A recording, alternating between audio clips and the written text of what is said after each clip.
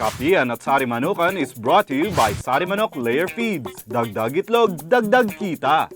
Magandang umaga mga kasari manukan. Nandito tayo ngayon sa isang Certified Sari Manok Poultry Farm, isang layer farm na pag-aari ni Mr. Monwan dito sa Parada, Santa Maria, Bulacan.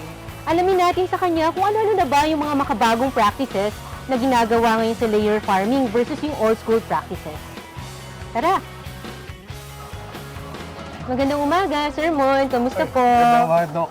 Balita ko, Sir Mon, maganda po yung ating layer egg production. Ano po ba yung mga makabagong practices na ginagawa ninyo na po pwede pong maibahagi natin sa ating mga kasari manukan?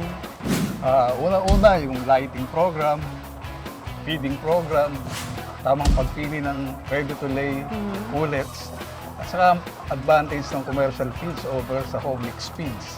Alam niyo po, medyo technical po itong lighting program para sa mga small-scale farmers natin. Ano po, pwede pong ma-share natin yung basic principle po nito. Tungkol sa lighting program, meron kasing tamang klase ng ilaw para sa manok. Tapos, at depende rin sa panahon. Dapat alam mo kung kailan bubuhayin at papatayin ng ilaw. Kasi yung ilaw, malaki ang nagagawang tulong yan sa production ng manok. Tama si Sir kasi ito yung tinatawag na photostimulation.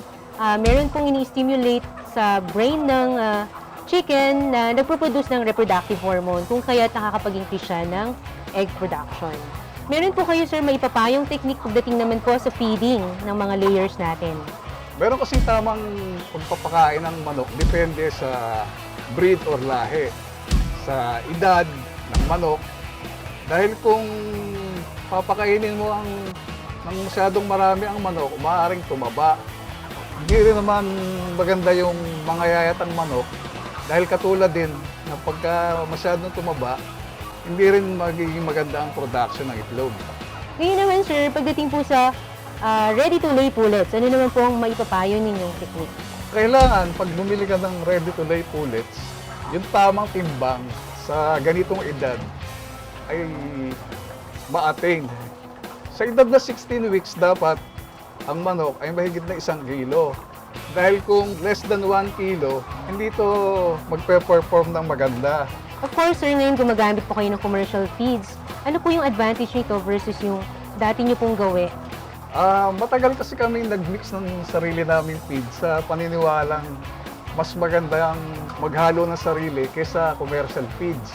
Akala namin mas nakakatipid kami dahil ang paniniwala namin yung commercial feeds hindi maganda. Kasi nga commercial di ang nasa isip namin, ang nasa isip ng feed manufacturer, profit. Kaya kahit ano lang yung ilagay nila, hindi mo naman malalaman.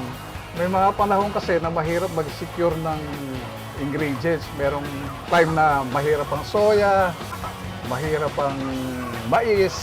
So ang nagsasuffer yung manok dahil pag hindi siya nakakain sa tamang oras, sigurado bagsak ang production. Unlike kung gagamit ka ng commercial feeds, walang problema dahil readily available.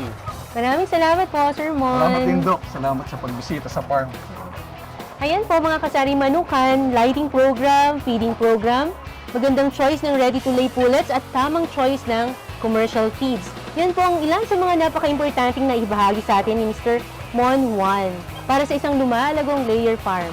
Hanggang sa muli po, dito po sa Kapihan at Sari Manukan, Agri-TV, hayop ang galing. Kapihan at Sari Manukan was brought to you by Sari Manok Layer Feeds. Dagdag itlog, dagdag kita.